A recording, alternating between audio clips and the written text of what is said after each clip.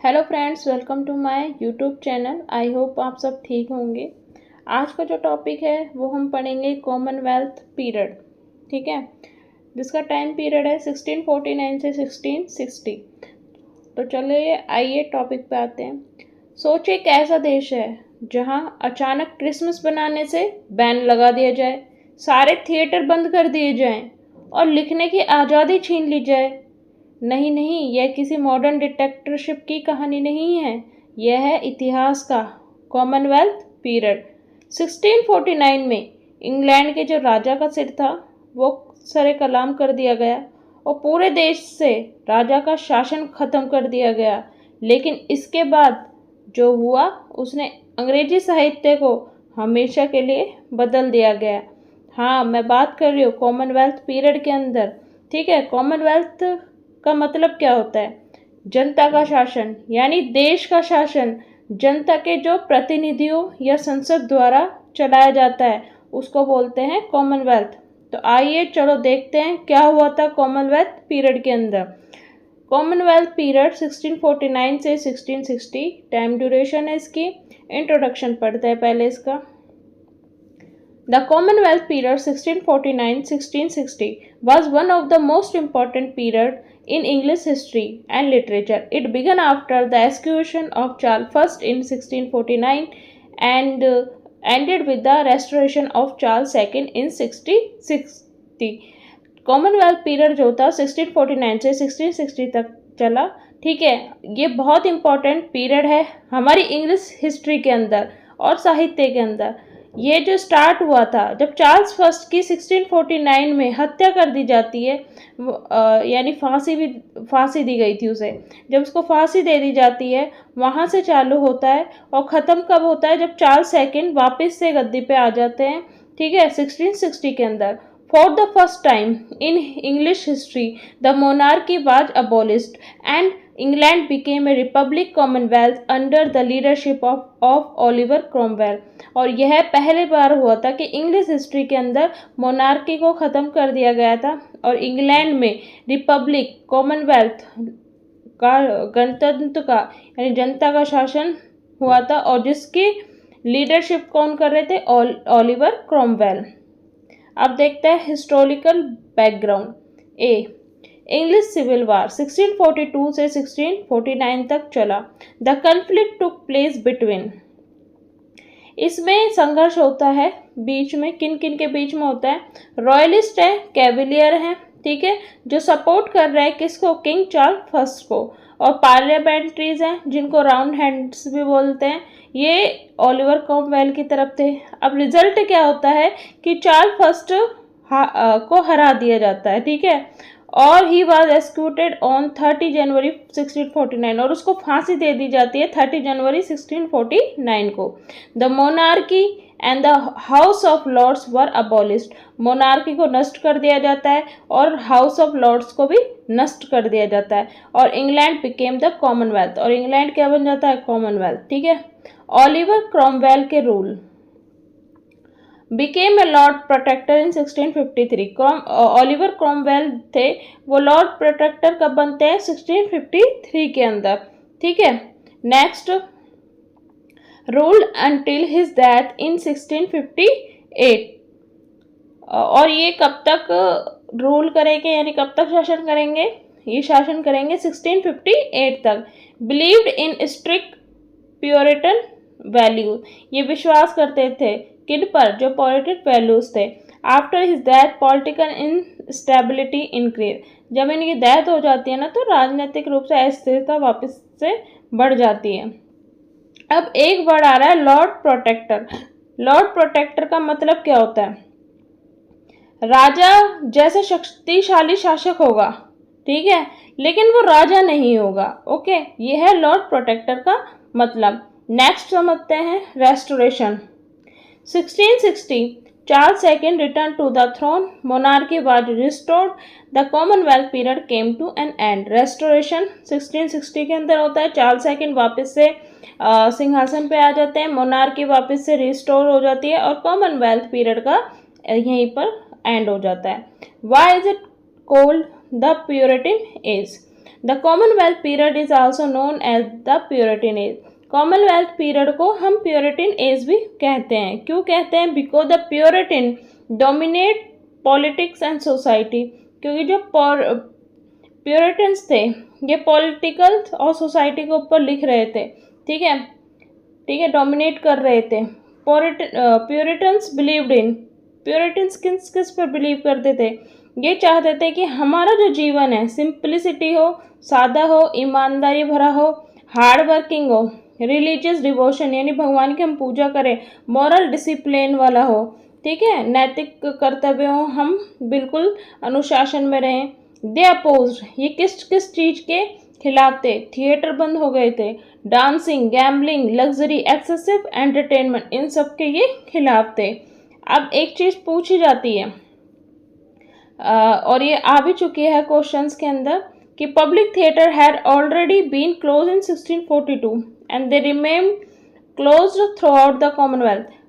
1642 के अंदर public theatre बंद हो गए थे और ये कब तक बंद रहे थे? जब तक कॉमनवेल्थ का दी एंड नहीं हुआ था, ठीक है, 1660 तक, जब तक कॉमनवेल्थ खत्म नहीं हुआ था। अब पढ़ते हैं हम कॉमनवेल्थ लिटरेचर के कैरेक्टरिस्टिक्स, ठीक है। रिलीजियस लिटरेचर, इस टाइमिंग में धार्मिक साहित्य लिखे गए। Religious became the central theme, धर्म जो था, ठीक है, ये सेंट्रल थीम थे। टॉपिक क्या क्या रखे गए? सेल्वेशन था, हेवन हेल थे, सीन था, फेथ थे, गॉड जस्टिस था, ठीक है, स्वर्ग नर्क, ठीक है, पाप, विश्वास, गॉड जस्टिस, ये सब कहते हैं सेल्वेशन वगैरह, ये टॉपिक्स थे धर्म के ऊपर लिखने के लिए। नेक्स्ट है पॉलिटिकल राइटिंग। पॉलिटिकल राइटिंग में पढ़ते हैं मैनी राइटर डिस्कस, बहुत सारे राइटरों ने डिस्कस किया था कि किस पर? गवर्नमेंट के ऊपर, लिबर्टी के ऊपर, डेमोक्रेसी के ऊपर, जस्टिस के ऊपर, फ्रीडम के ऊपर। अब पॉलिटिकल पम्पलेट भी बहुत ज़्यादा पॉपुलर हुए थे। Serious tone, unlike Elizabethan period literature became, जैसे एलिजाबेथन पीरियड से बिल्कुल अलग था। इस टाइमिंग में जो लिटरेचर था सीरियस था, मतलब गंभीर रूप से लिखा जा रहा था, सोच विचार वाला था, थॉटफुल था, फिलोसफिकल था, दार्शनिक था, मॉरल था, नैतिकता के ऊपर था। Humour and romance were less important, यानी हास्य और रोमांस बिल्कुल कम इम्पोर्टेंट था इस टाइमिंग में। Simple style, writer prefer simple style, यानी कि जो लिखावट थी, ठीक है, राइटिंग थी, वो बिल्कुल सिंपल स्टाइल में सादा तरीके से लिखी जा रही थी। जो राइटर थे प्लेन लैंग्वेज से लिख रहे थे, अपने जो एक्सप्रेशन थे वो क्लियर लिख के दिखा रहे थे। लॉजिकल आर्गुमेंट हो रहा था, लेस ऑर्नामेंटेशन, ठीक है, मतलब अलंकृत भाषा का यूज ज़्यादा नहीं हो रहा था। ई डिक्लाइन ऑफ ड्रामा, ड्रामा का इस टाइमिंग में नष्ट होता है, मतलब डिक्लाइन होता है। Drama almost disappeared, drama almost इस टाइमिंग में ख़त्म ही हो गया था। Because theatre remained close, instead writer focused on, जब थिएटर इस टाइमिंग में बंद हो गए थे तो राइटर किसके ऊपर फोकस कर रहे थे? पोएट्री के ऊपर, ऐसे के ऊपर, रिलीजियस प्रोज के ऊपर, पॉलिटिकल प्रोज के ऊपर। अब पढ़ते हैं मेजर राइटर। जॉन मिल्टन इस टाइमिंग में इम्पोर्टेंट है, इन्हें याद रखना। इस मतलब अगर कॉमनवेल्थ से पूछा जा सकता है तो ये भी एक टॉपिक है कि जॉन मिल्टन से भी आ सकता है कि इन्होंने कॉमनवेल्थ पीरियड जब चल रहा था तो उससे रिलेटेड कौन कौन से मतलब कि वर्क्स लिखे थे, ठीक है। अब है जॉन मिल्टन 1608 से 1674, important, greatest writer of the Commonwealth period, ठीक है, कॉमनवेल्थ पीरियड के सबसे ग्रेटेस्ट राइटर थे। इनको हम known as the father of English epic poetry इस नाम से भी जानते हैं। इनके मेजर वर्क देख लेते हैं। एपिक पोएट्री लिखी इन्होंने। पैराडाइज लॉस्ट सबसे फेमस है इनका, ठीक है, 1667 में लिखा। फिर पैराडाइज रिगेंड था। ड्रामा में इन्होंने सैमसन अगोनिस्ट लिखा है। प्रोज में इन्होंने एरोपैजिटिका लिखा है जो फ्रीडम ऑफ प्रेस के ऊपर लिखा गया है, और एक लिखा गया है the tenure of king magistrate. Important fact, ये क्यों इतने इम्पोर्टेंट है? Blind during the latter part of his life, ये जब टाइमिंग चल रहा था ये ब्लाइंड हो चुके थे, ठीक है। सपोर्ट ओलिवर क्रॉमवेल, ये सपोर्ट कर रहे थे ओलिवर क्रॉमवेल को। Brought both prose and poetry, दोनों चीज़ें लिख रहे थे, प्रोज भी और पोएट्री भी। Combined A classical learning with Christian theme, ये क्लासिक लर्निंग के साथ में क्रिश्चियन थीम को लेकर लिख रहे थे। एग्जाम क्वेश्चन जो पूछे जाते हैं कि एरोपेजिटिका के ऑथर कौन है, पैराडाइज लॉस्ट के ऑथर कौन है, फादर ऑफ इंग्लिश एपिक किसने लिखा है, और ग्रेटेस्ट कॉमनवेल्थ राइटर किसको कहा जाता है। ठीक है, ग्रेटेस्ट कॉमनवेल्थ राइटर किसे कहा जाता है, फादर ऑफ इंग्लिश एपिक किसे कहा जाता है, पैराडाइज लॉस्ट कौन है ऑथर, और एरोपेजिटिका के भी ऑथर कौन है। नेक्स्ट है Andrew Marvell, known for metaphysical poetry wit and intellectually argument. ठीक है, मेटाफिजिकल पोएट्री लिखी इन्होंने और विट और इंटेलेक्चुअल आर्गूमेंट भी किए। वर्क इनके कौन कौन से है, to his coy mistress, the garden and Horatian ode upon Cromwell written from Ireland, Thomas Hobbes. Famous book है लेवियंथन 1651, इम्पॉर्टेंट है। Explain the idea of a powerful central government, one of the most important political philosopher. देखो ये जो book है लेवियंथन जो 1651 में लिखी गई है, ये बार बार पूछी जाती है कि ये इसके राइटर कौन थे। ठीक है, और ये मैं बता देती हूँ, ये इम्पोर्टेंट है। नेक्स्ट ये किससे रिलेटेड है, ये इस चीज़ से रिलेटेड है कि देश में शांति बनाए रखने के लिए एक मजबूत सरकार का होना क्या है, आवश्यक है। Explain the idea of a powerful central government, एक गवर्नमेंट होनी चाहिए शक्तिशाली। ठीक है, one of the most important political philosopher, ये पॉलिटिकल फिलोसफर रहे थे important. Izaak Walton, famous work है the complete angler, a famous work of English prose, जो कि एक इंग्लिश प्रोज के अंदर एक फेमस वर्क है। Literary forms, during this period the following forms become a popular, इस टाइम में कौन कौन सी लिटरेरी फॉर्म्स पॉपुलर हुई थी, epic poetry, religious poetry, political essay, pamphlet, Sarman.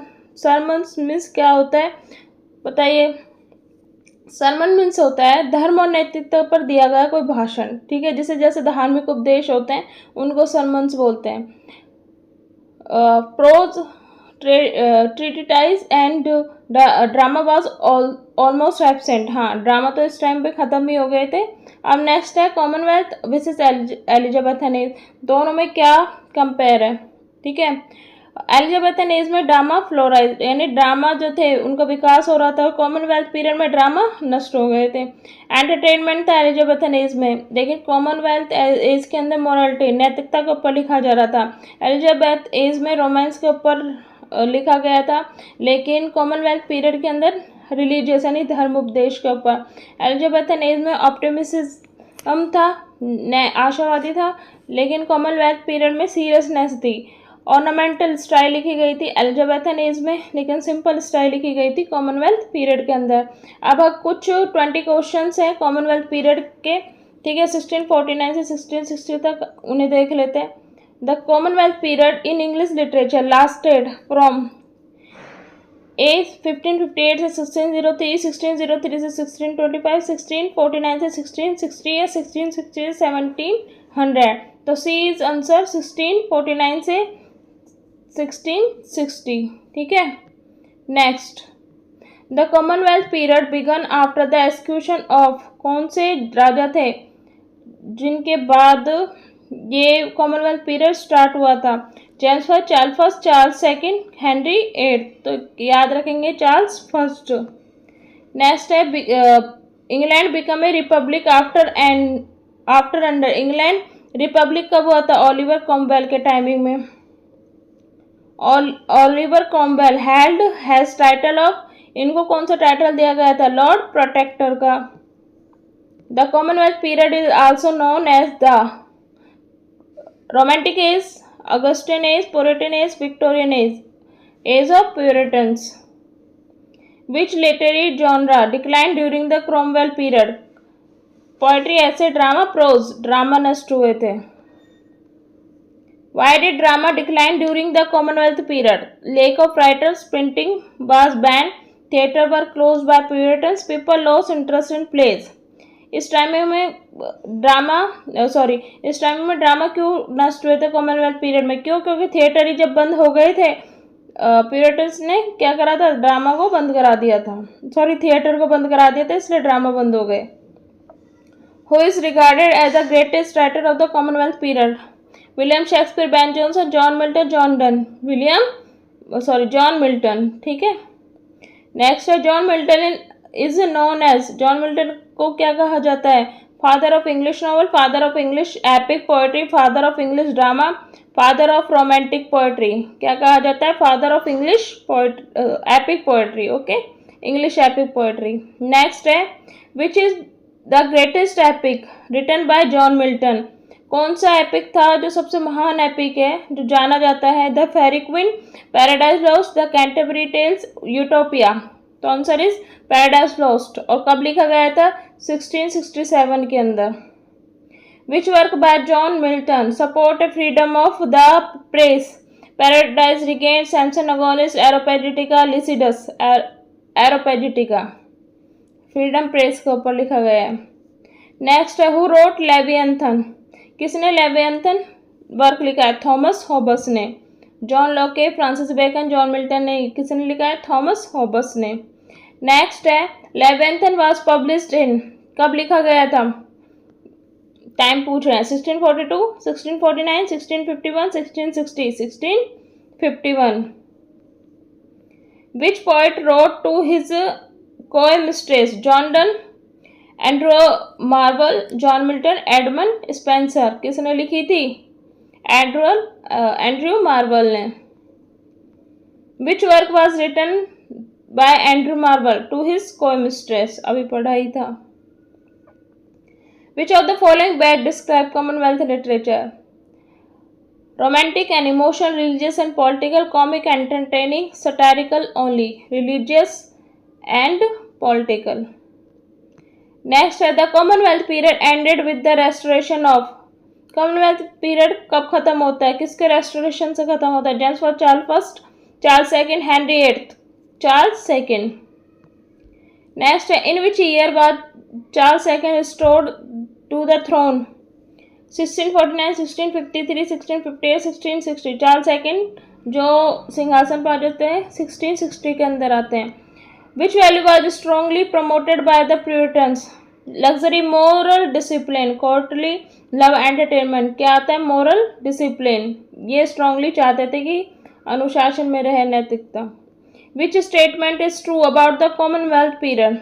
Drama flourished या theatre became more popular, literature focused on religion, morality and politics, Shakespeare wrote Paradise Lost. Commonwealth period statement is true, तो आएगा C question कि literature focus, साहित्य था धर्म और नैतिकता और राजनीति के ऊपर क्या था? मतलब फोकस था।